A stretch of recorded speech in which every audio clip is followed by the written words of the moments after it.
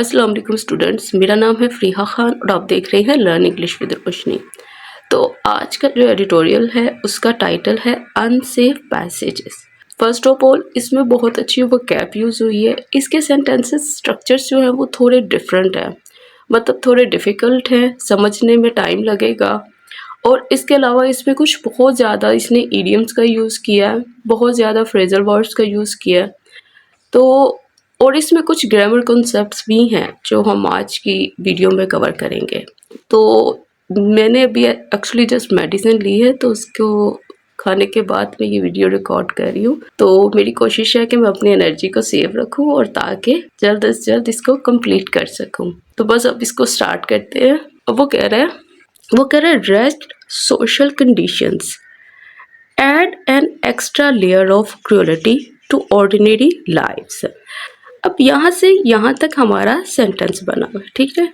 सबसे पहले उसने एक एडजेक्टिव लगाया है जो इस नाउन के ऊपर जोर डाल रहा है। वो कह रहा है जो सोशल कंडीशंस है ना वो रेस्ट है। रेस्ट का मतलब क्या होता है? इनका मतलब होता है बहुत ही ख़राब, बहुत बुरी। तो ये जो बहुत ही ख़राब, बहुत ही बदतरीन जो सोशल कंडीशंस है वो क्या कर रही हैं? वो इजाफा कर रही है। किस चीज़ का? एक लेवल का, मतलब एक लेवल और ऊपर जा रही हैं। किस चीज़ के लेवल पे?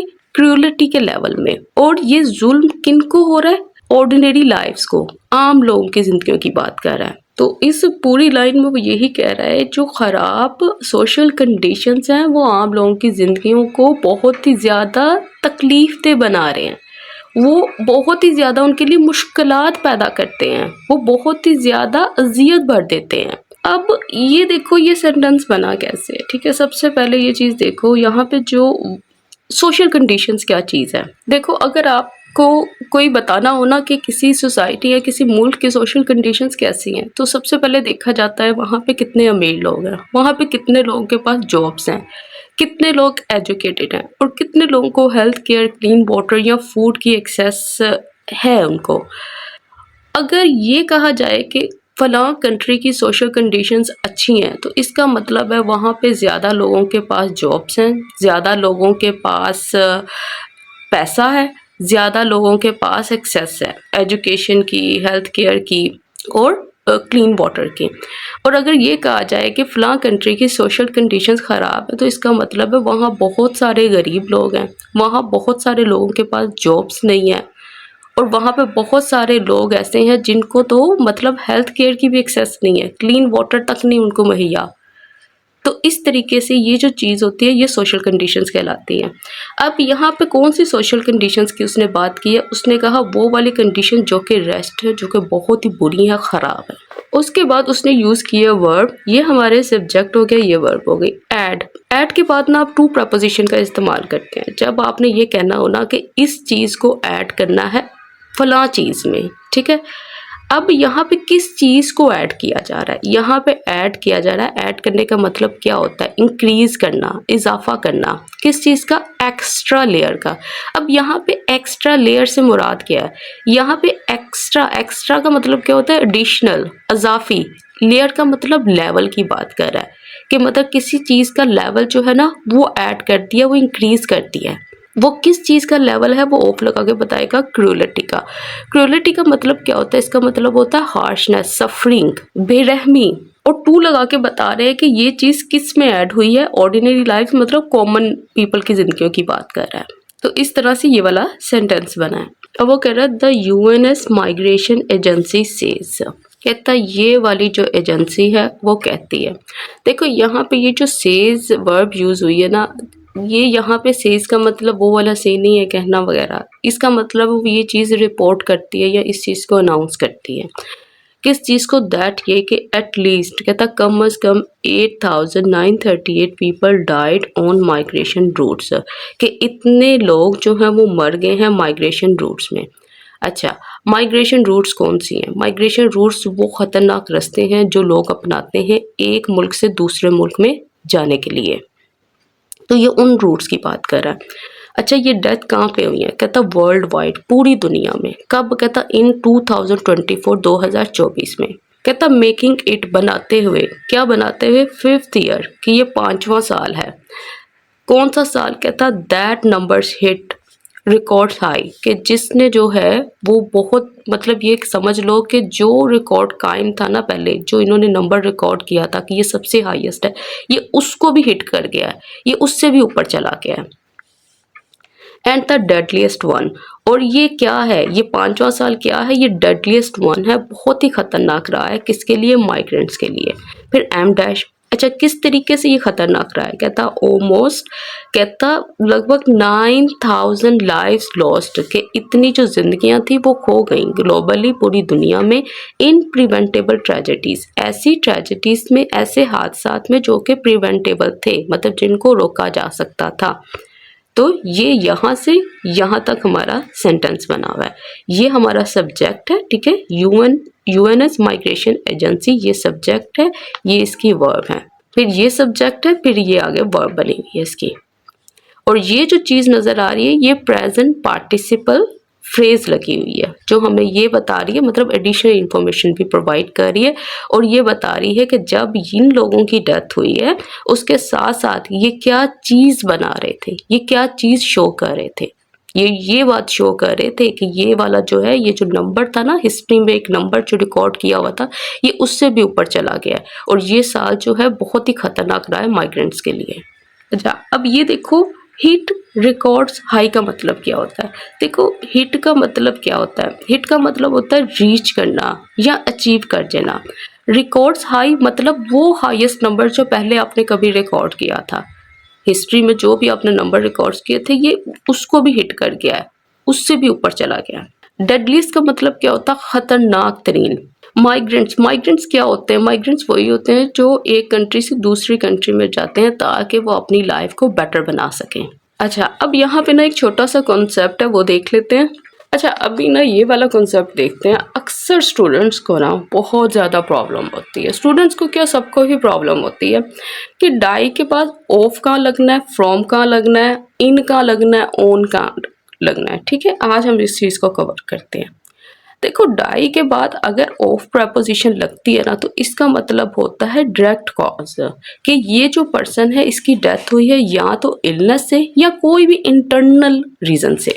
जैसे he died of a heart attack, कि उसकी डेथ हुई किससे, हार्ट अटैक से। हार्ट अटैक क्या है, इलनेस ही है ना। शी डाइड ऑफ कैंसर, उसकी डेथ हुई किससे, कैंसर से। ये सारे इंटरनल रीजंस हैं और इलनेसेस हैं, ठीक है।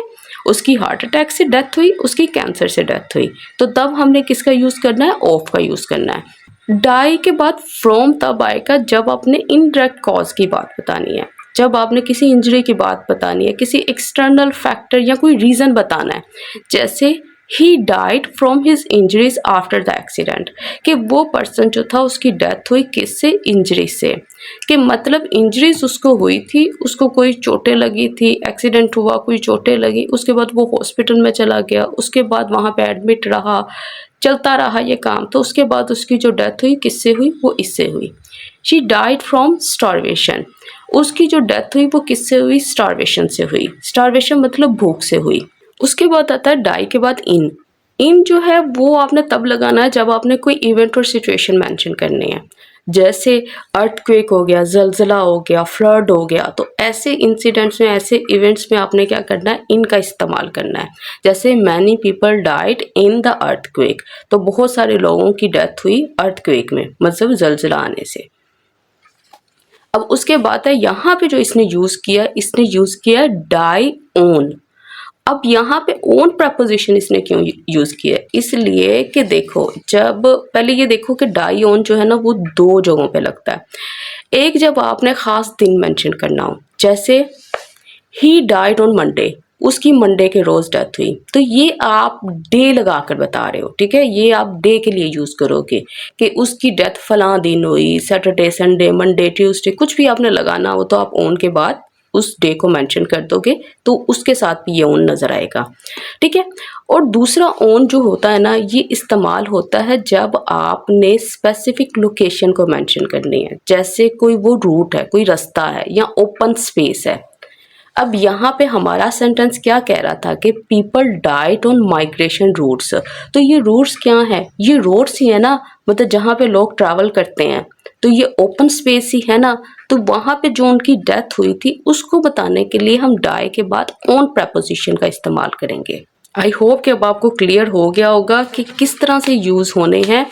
डाई ऑफ जो होगा वो डायरेक्ट कॉज होगा, कोई इलनेस है तो डाई ऑफ लगा दो, डाई फ्रॉम लगाना है तो कोई रीज़न बताना है या कोई इनडायरेक्ट कॉज बताना है तो डाई फ्रॉम लगाओ, डाई इन लगाना है तो इवेंट और सिचुएशन में लगाओ, डाई ऑन लगाना है तो जब ओपन स्पेस की बात हो रही है या किसी रूट की बात हो रही है तो तब डाई ऑन लगाओगे। अब आगे देखते हैं, कहता द स्टैटिस्टिक्स, कहता जो नंबर है ना आर इन ऑल लाइकलीहुड, कि कहता इम्कान है कि ये जो नंबर्स हैं मच हायर, कहता ये बहुत ज़्यादा हैं।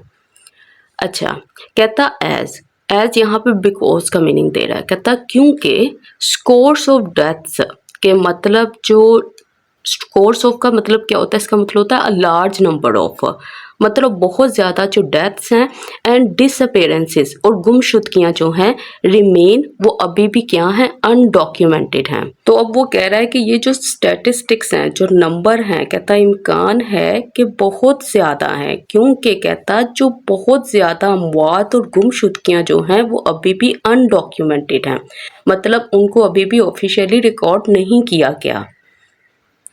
अच्छा, अब एक चीज़ और देखो, यहाँ पे ये तो हमारा सब्जेक्ट है, ये यहाँ पे इसने इसकी वर्ब लगाई हुई है, ठीक है। अब यहाँ पे स्टैटिस्टिक्स के साथ इसने आर का इस्तेमाल क्यों किया, अब ये चीज़ हम देखते हैं यहाँ पे, ठीक है। पहले ये देख लो डिसअपेरेंसेस क्या होती हैं, गुमशुदगियों की बात कर रहा था यहाँ पे। और स्कोर्स ऑफ का मतलब क्या होता है, स्कोर्स ऑफ का मतलब होता है आ लार्ज नंबर ऑफ, मतलब काफ़ी तादाद में, काफ़ी ज़्यादा। और अनडॉक्यूमेंटेड मतलब ऑफिशियली उनको रिकॉर्ड नहीं किया गया। तो अब ये वाला कॉन्सेप्ट देख लेते हैं। अच्छा, अब इसमें देखो, एक होता है मैथमेटिक्स, एक होता है स्टैटिस्टिक्स। अब कभी ये अपने बात सिंगुलर वर्ब को लेते हैं, कभी अपने बात प्लूरल वर्ब को लेते हैं। तो अब हमें कैसे पता चलेगा कि इनके बाद अब सिंगुलर वर्ब आएगी कि प्लूरल वर्ब आएगी। तो ये चीज़ देखो कि मैथमेटिक्स और स्टैटिस्टिक्स को जब आप सब्जेक्ट के तौर पर इस्तेमाल करते हो, जब आपका मतलब मैथमेटिक्स ही है, हिसाब की बात ही कर रहे हो, इस मजमून की बात ही कर रहे हो, जब आप सब्जेक्ट की बात करोगे तो इनके साथ जो वर्ब होगी वो सिंगुलर ही आएगी। कैसे, ये सेंटेंसेस देखो ताकि आपको क्लियर हो जाए। वो कह रहा है mathematics is a difficult subject for many students, कि बहुत सारे स्टूडेंट्स के लिए जो मैथ्स है ना वो बहुत डिफ़िकल्ट होता है, ये मजमून बहुत से स्टूडेंट्स के लिए काफ़ी डिफ़िकल्ट होता है। Statistics is an interesting subject to study, वो कह रहे हैं ये वाला जो सब्जेक्ट है ना ये काफ़ी दिलचस्प होता है टू स्टडी करने के लिए। अब यहाँ पे मैथमेटिक्स और स्टैटिस्टिक्स को सब्जेक्ट के तौर पर ही इस्तेमाल कर रहे हैं, तो इसलिए हमने यहाँ पे सिंगुलर वर्ब का इस्तेमाल किया। अब जब हम मैथमेटिक्स और स्टैटिस्टिक्स को इस तरह से इस्तेमाल करें कि जब मैथमेटिक्स का जो मतलब हो वो कैलकुलेशंस हो, मतलब हिसाब किताब हो, और स्टैटिस्टिक्स का मतलब हो डाटा, तो तब हम इसके साथ जो वर्ब यूज़ करेंगे वो प्लूरल वर्ब ही इस्तेमाल होगी। जैसे the mathematics behind this formula are confusing, कि यहाँ पे मैथमेटिक्स जो वो उस सब्जेक्ट की बात नहीं कर रहा, वो हिसाब किताब की बात कर रहा है, वो कैलकुलेशंस की बात कर रहा है। तो वो कह रहा है कि जो कैलकुलेशंस है ना, जो हिसाब किताब है इस फॉर्मूले के, वो बहुत कंफ्यूजिंग है। और ये देखो, the statistics show an increase in population, कि वो जो डाटा है वो ये दिखाता है इंक्रीज को, किसमें, पॉपुलेशन में।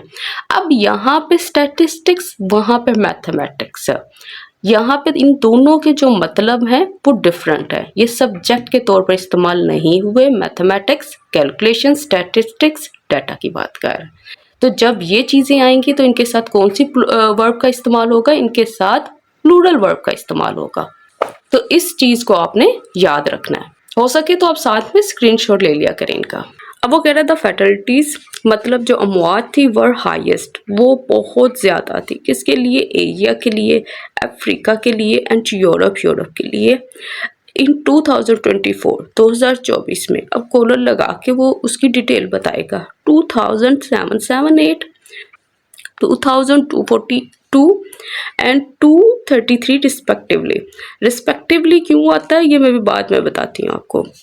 कह रहे विद किसके साथ, 2452 पीपल, कहता पेरिशिंग, इनकी डेथ हुई in the waters of Mediterranean, यहाँ पे इन पानियों में इनकी डेथ हुई। अच्छा, ये कौन से पानी है, किस पानी की बात कर रहे हैं? कहता आ प्राइम पैसेज, कहता जो सबसे अहम पैसेज है, रास्ता है टू यूरोप, यूरोप के लिए, फॉर द डेस्परेट, उन लोगों के लिए जो बहुत ही ज़्यादा नीड में होते हैं, जो बहुत ही ज़्यादा ज़रूरतमंद होते हैं, जिनके पास और कोई ऑप्शन नहीं होती।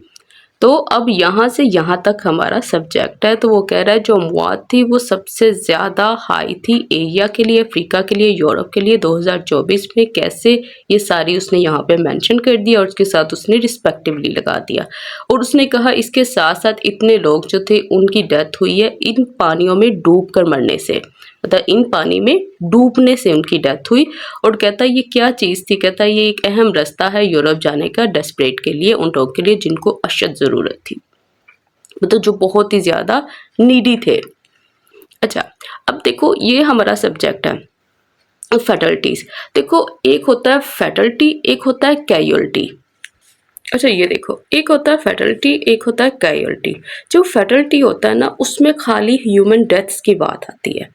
जो कैजुअल्टी वर्ड अगर आपको न्यूज़पेपर में आए तो इसका मतलब है कि उसमें डेथ्स भी हुई हैं उस इंसिडेंट में, और उसमें इंजरीज भी हुई हैं, लोग जख्मी भी हुए हैं और उनकी अमवात भी हुई है, उनकी डेथ भी हुई है। तो फैटल्टी में सिर्फ डेथ की बात करेगा और कैजुअल्टी में डेथ और इंजरीज दोनों की बात करेगा।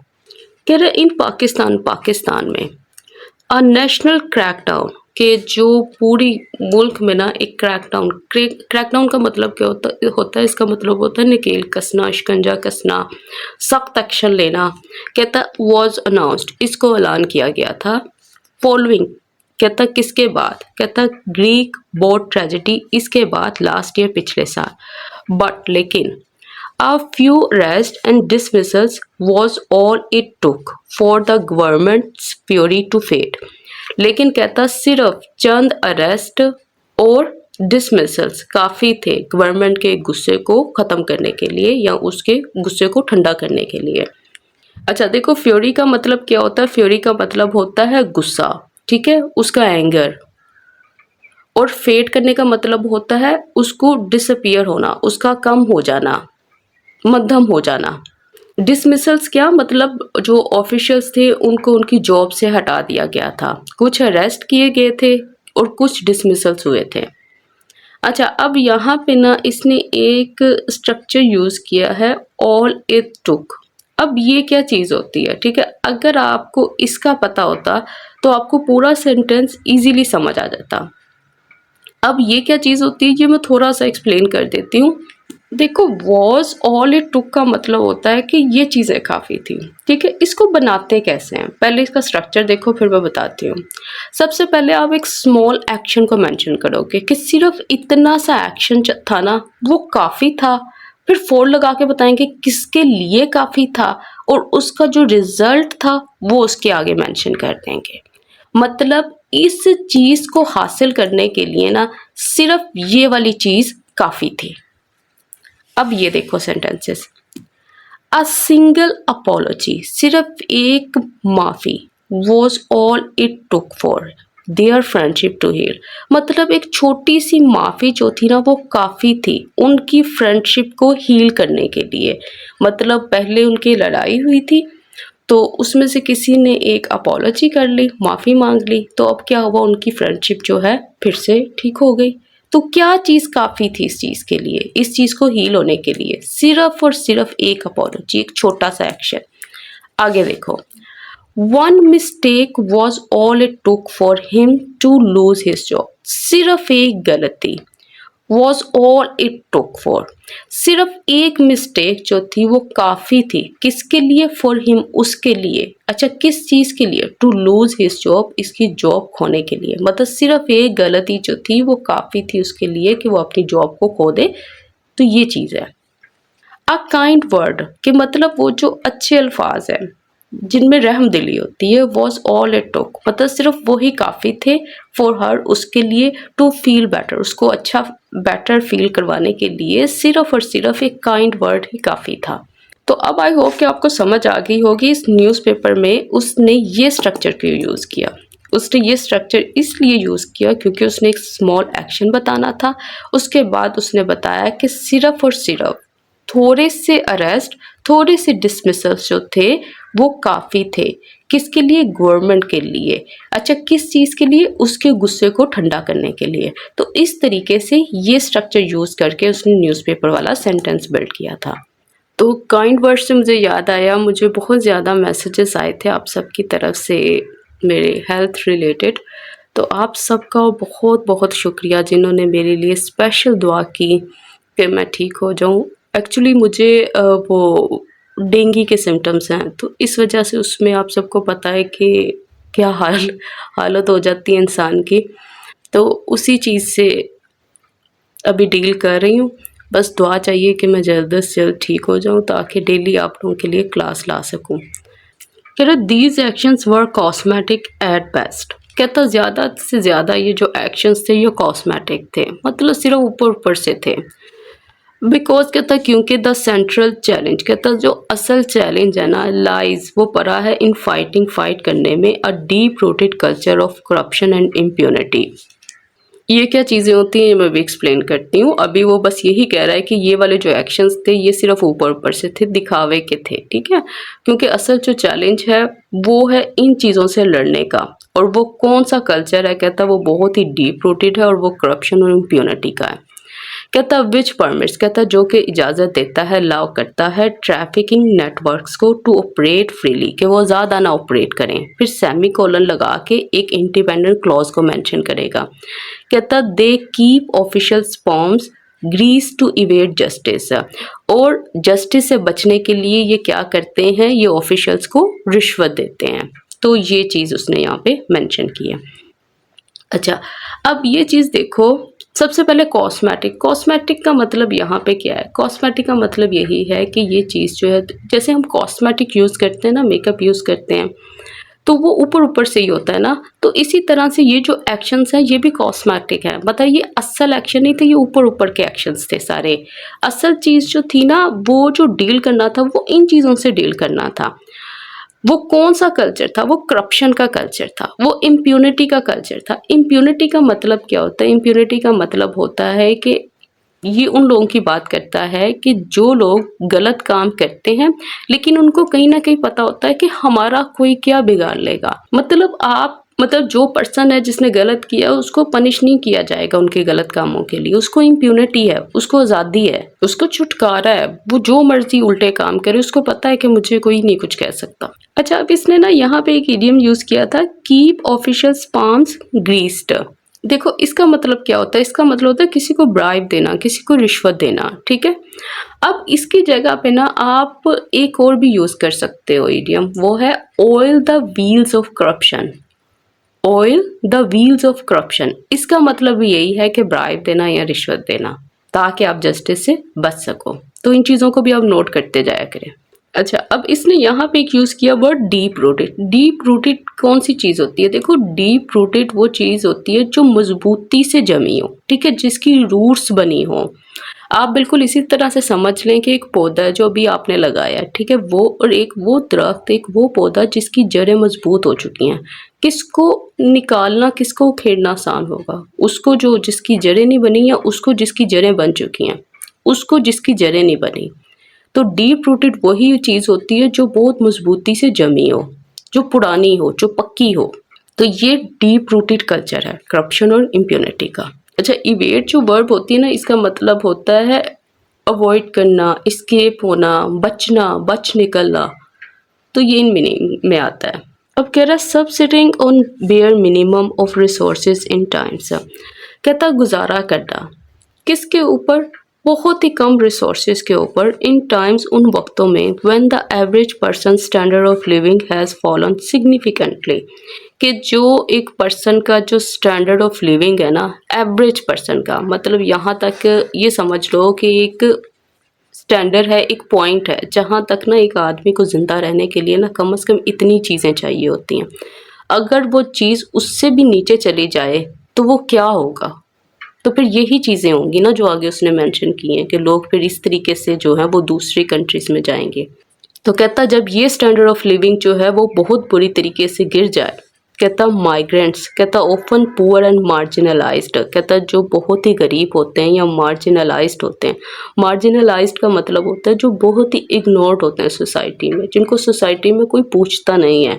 कहता आर इजीली डिसीव्ड, कहता उनको इजीली धोखा दिया जाता है। अबाउट द पेरिल्स, उन खतरों के बारे में। दीज जर्नीज एंटेल, जो कि ये जर्नीज अपने साथ लाती हैं, एंटेल करती हैं। तो ये यहाँ से यहाँ तक हमारा सेंटेंस बना हुआ है। सबसे टोन का मतलब होता है गुजारा करना।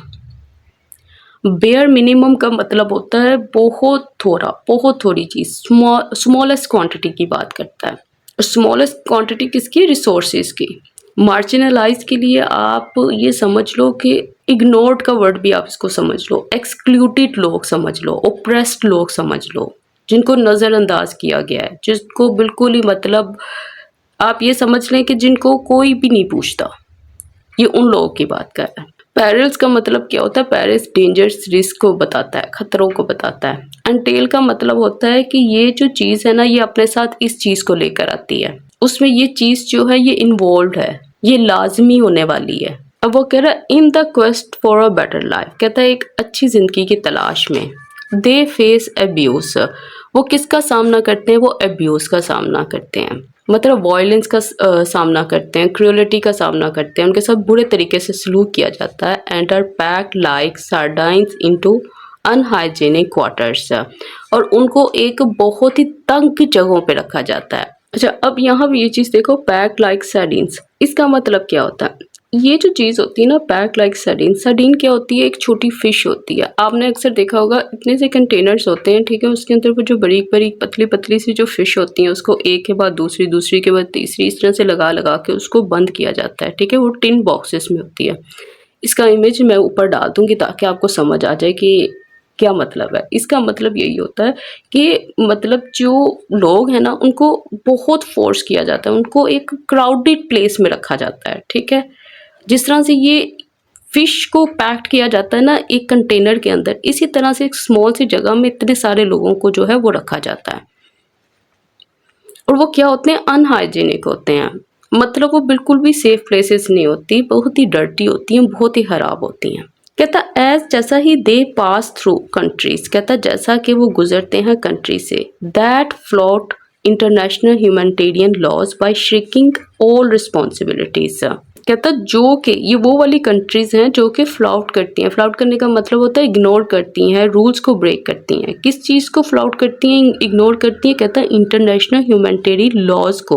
कहता बाय शर्किंग और रिस्पॉन्सिबिलिटीज, इसका मतलब है कि मतलब वो कोई रिस्पॉन्सिबिलिटी नहीं लेते, कोई जिम्मेदारी नहीं लेते, कोई हेल्प नहीं करते। फिर सेमीकोलन, उसके बाद कह रहा है इवन, यहाँ तक कि their law enforcement doesn't protect them. कहता वहाँ की जो लॉ इन्फोर्समेंट है ना, मतलब वहाँ की जो पुलिस है, उनकी जो अथॉरिटीज़ हैं, वो भी उनको प्रोटेक्ट नहीं करती, वो भी उनको प्रोटेक्ट नहीं करती, उनकी हिफाजत नहीं करती, वो भी इस अब्यूज़ को स्टॉप नहीं करती। तो इस तरह से ये वाला सेंटेंस बना हुआ है। देखो, क्वेस्ट का मतलब क्या होता है? इन द क्वेस्ट फॉर का मतलब ये होता है किसी चीज़ की तलाश में, ठीक है। अब वो कौन सी चीज़ होगी वो उसके बाद मेंशन करोगे। इन द क्वेस्ट फॉर के ऊपर मैंने आई थिंक एक वीडियो बनाई थी, शॉर्ट वीडियो, वो मैंने इसी उसके ऊपर यही स्ट्रक्चर मैंने कवर किया हुआ है, तो हो सके तो उसको देख लीजिएगा। देखो, इसने यहाँ पे यूज़ किया शर्किंग और रिस्पॉन्सिबिलिटीज़। क्या देखो, शर्क रिस्पॉन्सिबिलिटी की जगह पे आप पास द बक भी यूज़ कर सकते हो। इसका मतलब भी यही होता है, टू पास द रिस्पॉन्सिबिलिटी। अब यहाँ पे भी क्या कर रहे हैं? उस रिस्पॉन्सिबिलिटी को नहीं ले रहे, अपनी जिम्मेदारी को नहीं ले रहे, तो पास द बक का मतलब भी यही होता है। और यहाँ पे शर्क करने का मतलब क्या है? इसका मतलब होता है अवॉइड करना, बचना, इवेडिंग भी इसके लिए यूज़ होता है। कहता है टू ऑल्टर, चेंज करना, किसको? गेज को। गेज किसको बोलते हैं? मतलब जिस तरीके से लोग ना किसी चीज़ को देखते हैं।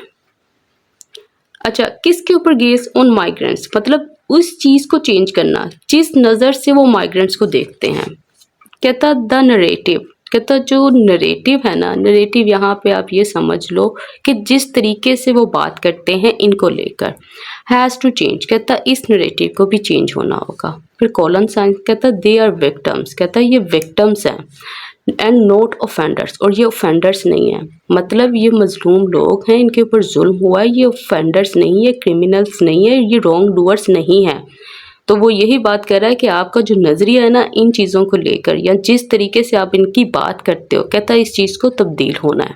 तो नरेटिव यहाँ पे क्या है, स्टोरी को भी बोलते हैं, ठीक है। नरेटिव इधर यहाँ पे ये भी बता रहा है कि जिस तरीके से आप इन लोगों की बात करते हो, जो आपका नज़रिया है, जो आपका पर्सपेक्टिव है, उसकी बात कर रहा है। ऑफेंडर्स वही होते हैं ना जो रॉन्ग डूअर्स होते हैं, जो क्रिमिनल्स होते हैं, जो गलत काम करते हैं।